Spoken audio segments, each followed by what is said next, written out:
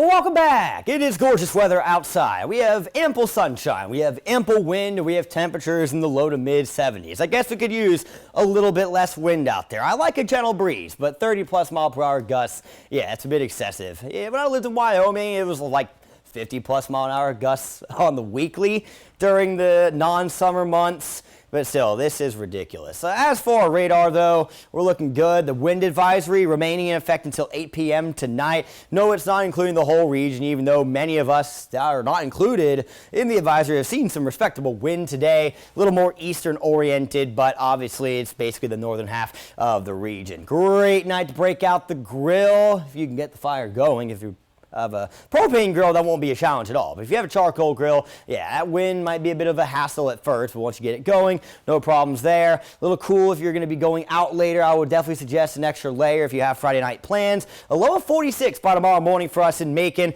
with those wind gusts still pushing about 17 miles per hour overnight, but that's obviously a lot calmer than what we are observing outside right now. So mid to upper 40s to begin your Saturday, which will top off in the mid to upper 70s. Still breezy out of the northwest, gusts as high as 20 miles per hour tomorrow. Good bit calmer than the 35 to 40 mile per hour gusts that we've seen today. But Sunday, much calmer wind now from the southwest. We will begin to see temperatures in the low to mid 80s, and that trend of heat will carry into next week. We may not have a lot of cloud cover Sunday, but as we get into Monday and Tuesday, I expect mid-level clouds in the afternoon, those cloud fields that we a lot of times see during the summer, to be there. Now, we are not touching the type of heat that you get those pop-up thunderstorms. We're getting a taste of summer this coming week. It is not summer. We are not going to have a 20% chance of rain every day. Now, as we continue through this evening, I've already mentioned the temperatures do get a little cool, so if you have Friday night plans, extra layer. The wind most certainly not helping, but at least it does calm as you roll through tonight.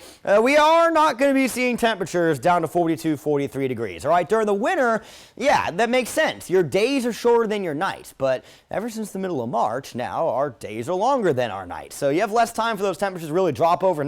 Tomorrow afternoon, low to mid 70s. Get outdoors, wear sunscreen if you're going to do so, as the UV index is going to be an 8. Could be close to a 9 as we get into Sunday, which is going to be a warm day by April standards, with those low to mid 80s expected for those peaks. And we do start to see a few scatter clouds move in Sunday evening, but we will not see any rain here. So as for pollen levels, those are pretty high. Trees could be in the extreme category by the time the weekend is over. Grass gradually going to try to rise the next few days, but may not be super successful until we get towards late April, early May.